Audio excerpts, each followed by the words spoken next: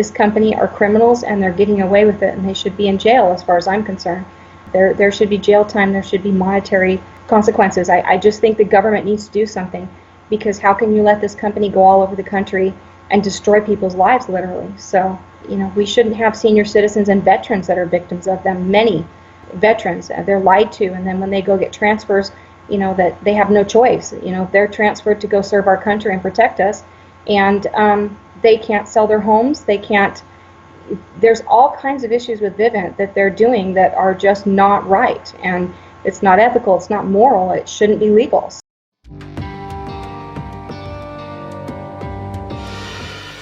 Basically, what happened is in October of 2015, we contracted with Vivint Solar, and they began an installation on my home of 51 panels. They finished around February of 2016. That was one of the driest years in California, so there wasn't any rain. We didn't have any issues with that. And then December comes, and of course California gets record rainfall, winds, torrential rains, 4 storms in a row, those types of things.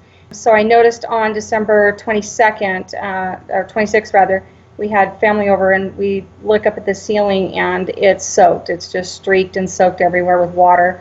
By that evening, and for the next 4 days, we had to put buckets everywhere in our garage, in our house, tarps inside to protect soffits and walls and carpet and tile, and we just had puddles everywhere and buckets. So it was leaking pretty good. That was a weekend when that happened, on a Saturday. On Monday, I tried to contact Vivint. They claimed, don't call your homeowner's insurance. We take care of our clients. We'll send somebody out. We'll fix it. Nothing ever happened. That was in December. February, after making calls from December to February, they sent a guy out who went up on the roof, and he removed some of the panels, leaving the whole roof exposed where he did. And he said, and I'm going to quote him, "I'm really sorry. I see what the problem is. A bunch of clowns did your installation who don't even work for us anymore. And I don't have any more time today, but I will come back on Monday." And I videotaped the whole interview with him at that point when he was here. I videotaped the conversation, and he admitted, clowns, quote, did my installation, that it was all done wrong, and he could see what the problem is. And so basically I said, so then you're going to take all the panels off, and we're going to, make sure this is all done right? And he said, yes, and I promise I'll be back Monday after I, tell my supervisors what I found. Never heard from them again. So time just kept going on, and more rain. So I called them at one point and I said, I'm really worried because we've got 3 back-to-back storms coming, and hurricane winds. It was a very odd storm that was coming in, and they said, well, we'll send someone to tarp the roof. And no one came. I called again the day before the storms were hitting, and they sent someone the day that the first one was coming in, but it was just a kid that just took some very thin, cheap painter's plastic and threw it over my whole roof, which my house is about 3,000 square feet. It's got a very large gabled roof. They usually like to bring a lift in because it's such a high roof. So he threw the plastic over it and then proceeded to put metal bars, long pieces of wood on there, and lightweight sandbags, which did not last through one storm. It ended up actually causing more damage because it got all wet. We had boards flying off. We had metal poles flying off. And these were 14-foot boards hanging off my roof, which was a double vaulted and then gabled ceiling. So we didn't go outside. In fact, we would run to try to get out past the house because so many objects were falling, including the sandbags that were not heavy enough. So the tarp got all wound up on all of these boards and pipes, and pretty soon what it did is just channeled the water more into the walls and the holes, and our carpets were wet.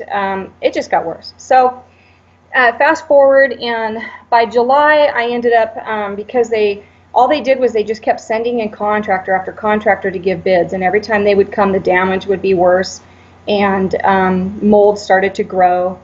The last time they had someone come was a hygienist, and he said, you need to not be in this house. It's unsafe, and it's unhealthy. And I explained to them, we have nowhere to go. I literally have nowhere to go, and I have to stay in this house that's making me sick. And he said, well, at the very least, we need to seal these rooms off because, you've got visible mold up the walls here. So we've got to seal these at least and just try to get this fixed and out of here, as soon as you can. And the process is going to be, the house has to be taken to stud inside to fix it. and that's for all 4 bids that Vivint had obtained. But they don't like the bids because the bids were $367,000 to $374,000. And that was a year ago, so I don't even know what they are now, because now my walls are streaked. They get darker every day. We get more and more stripes on them, more and more pops, bulges. All the baseboards have cracked themselves off the walls and separated. There's just more and more damage and evident, and the mold, of course, is rampant in the one bedroom up the wall for sure. So, and he did say, I can't open these stripes and test them, because if I do, you need to go. You can't even be in here. It definitely will expose you even more.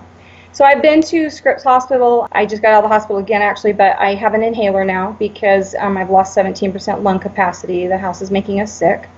I have nowhere to go. I've been doing this for a year, and I'm pretty tired. I went in July of last year, and I stormed the CEO's office and drove 12 hours out of state to demand that, he be held accountable. And I said, I'm here to give you a chance to show that you're a good moral man and that you're going to do the right thing. Because they have admitted in emails, their attorneys admitted in emails, they've admitted on the phone, they know they're at fault, they just won't do it. Well, it turns out it's their MO. There are thousands of us across the United States. In talking to the contractors that have come out and give us bids, most of them won't work for Vivint anymore because they never did get paid. And they said, you don't know how many homes we go to, every week, and there's more and more of you, and they're all over the place. But Vivint was hiding that because they wanted to keep their numbers up and look good for stock. They had a deal where they were merging with Mercedes-Benz for a new battery for homes and some deals coming up that they needed to make sure their company had no complaints, nothing on the records, lawsuits, anything. And what part of that MO is not only just sending contractors and just hoping you tire out and time runs out for you to sue them before you figure it out, but the other part of the MO is convincing you not to go to your insurance company. Well, the reason they do that is because policies have a rider in them that states if you do not report damages as soon as you know about the damages and you wait 30, 60 days, they no longer will cover the damage. So we went through that as well, and our insurance company has denied it, of course. Now, had we called them right away, not only would it have been covered, but they would have sued Vivint, got the damages back, and that would have gone on Vivint's record. So they're very, very good at what they do as far as deception, illegal practices, and they know what they're doing. And they don't care. I've come across 2 elderly people. One's a couple. They've ended up losing their home. Another gentleman, they burned his roof off, wouldn't fix it. He was very much low income. He couldn't stay in the house because the roof had burnt off. They knew they were at fault, but they didn't care. And that man ended up being put into a rest home where his health, I understand, is failing. And he's not doing well, and he's very depressed because he lost the home where, he raised his children, where his wife had lived with him, and they lost everything. And he had to sell it to an investor for 50% of the value because he couldn't fix it. So this is the kinds of things they're doing. It's criminal. If I were to walk into a jewelry store and I stole $367,000 in gems, you can bet I would be in prison. Whereas Vivint is getting away with this. And I was able to start a page on Facebook. It's been about 9 months now, but and it's Vivint Victims and then @Ruined Homes on Facebook, and I get more people every day joining it, and they're thanking me, but more importantly that we are banding together, and we want to call for action. There has been 7 U.S. Attorney Generals that have taken cases against Vivint. Vivint does settle those so that they don't get on their record, but part of their settlement agreements when they do approach people is they will give them $1,000 to $3,000, not $70,000 if that's what the damage is. They don't do that. But part of the agreement is they have to contact every government agency and explain they are very happy with Vivint now. They have to withdraw every complaint they've ever made online, find every single one of them, remove them, and if they do not, they are sued. And then we talked to a supervisor, and part of the settlement agreement also is that you allow them to come put the panels back on, and you and any future homeowner can never have a claim against them again for any damages, anything that happens. And the supervisor, being hearsay, I can't, get him on tape, of course, but I don't have him, but he did say that you can bet you will have issues with leaks and things because you can no longer do anything to them. So it's not like they care when they come put that back on, and you can never call them, sue them, do anything. It's part of the agreement. So, and then if you do any of those things, of course, they sue you. So they really, it's like a racket. They just have everything covered there, and it's shocking. The stories that I get every day, I'm in shock. I know I found my contract they sent me, and it's not even my initials on it. So they forged my contract. I found two other people that it's not even their signatures on the contract. For me, they put the wrong initials even. It's not even my name. So I thought that was kind of funny. So there are people, many people, here's another thing they're committing, which is fraud with the IRS and tax breaks, because for instance, my home's had no panels for a year working, but there are still bills being generated, despite the fact there is no solar panels. And many people are having bills taken out of their account. They can't do anything about it, but they don't have any solar panels working. There's so many people that panels were put on and they were never finished and have never been able to work. And they've gone on like that for a year, like me. In my case, the panels were removed, but in their case, the panels are on and not working. And in the meantime, Vivint is claiming tax credits and breaks for all these homes when they're not even producing solar for those homes. And they're billing the people, and they threaten their credit if they don't make the payment anyway. So they're paying their energy source, whatever company that is they're with, PG&E, SCE, doesn't matter, but they're also paying Vivint as well. So this is fraud, and on every level, this company is doing things illegally, and they need to be held accountable. And one thing I do think is in the consumer, in the industry for solar, I think consumers need to be protected with new laws. I think that bills need to be introduced that say the contract has to be in plain English. You need to be able to see everything. You need to see the warranty. You need to see what they're going to do and be able to be held accountable for damages, that they have to fix them. Vivint's famous for telling people it's not going to cost you anything, and then they don't tell people that they like to put extra panels on your house because it's what you produce that they're going to charge you for, not what you use. And people don't understand that. So your bills are a lot higher than you thought they were going to be. And in addition, you could still end up owe your power company, but you have to pay them up front for the extra power that they generate on there. And of course, they get breaks for all these things, so they get incentives, and they're making money off of that. So there's just so many things, and then we came across the contract where we found that the way they do their contract, it's a carbon, and most contracts have a back that will be like pink on the carbon, and lots of small verbiage, and you don't read that part because you think it's just normal stuff. Vivint hides in the middle of those contracts, makes it a carbon, and then has extra verbiage in there that says on the front when you sign, very small, everything in the middle of that contract that you're not really looking at is also included, and then they will stick clauses in there to protect themselves. And they basically can walk away from your home once those panels are on, and you can't do anything about it if it leaks or anything.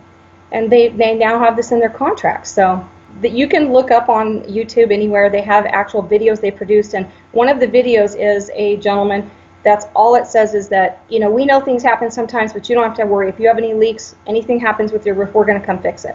And it's just false advertising. They are not going to stand behind their product. They are not going to help you. They're not going to do anything. And that's been my experience, and it's horrible. So I am right now at this point, I don't even know what to do. We have to have an attorney, obviously, go after them, but why can't they just do the right thing? That's what I want to know. They just need to come in and pay these bids that they have secured. They're the ones that called these companies in my home. Those companies have given them in good faith bids that they have asked for, and I did not hire them or bring them in. Vivint did, and all 5 companies came in and gave them the same exact information. My home has $367,000 to $375,000 in damages. I would say that number's gone way up because they have not been in my home for about 8 months, and the mold has continued to get worse. Damages have continued to get worse, inside and out. So it was just so prevalent. There was just so much water that poured in my house. My kitchen cabinets are separating on the top from the walls. My baseboards have separated from all the walls. My carpet is curled up everywhere. I feel like I had a really beautiful home that I had put my time, my heart into, my money. We thought putting money into this home, it was a good security for us when we retire, sell it, and that would be our retirement. My husband and I, I'm 50 and he's early 50s, and we can't just start over, So our options are, if I don't want to be ill, I've lost 17% lung capacity from the mold in my home. If I don't want to be ill and continue to get more sick and have more health consequences, I have to walk away. I don't want to, at 50 years old, ruin my credit, have a foreclosure, and then that has other consequences. And why would I need to do that? Why should I? I, in good faith, hired a company that has come in and destroyed my life. That should not be okay. You cannot go destroy someone's home.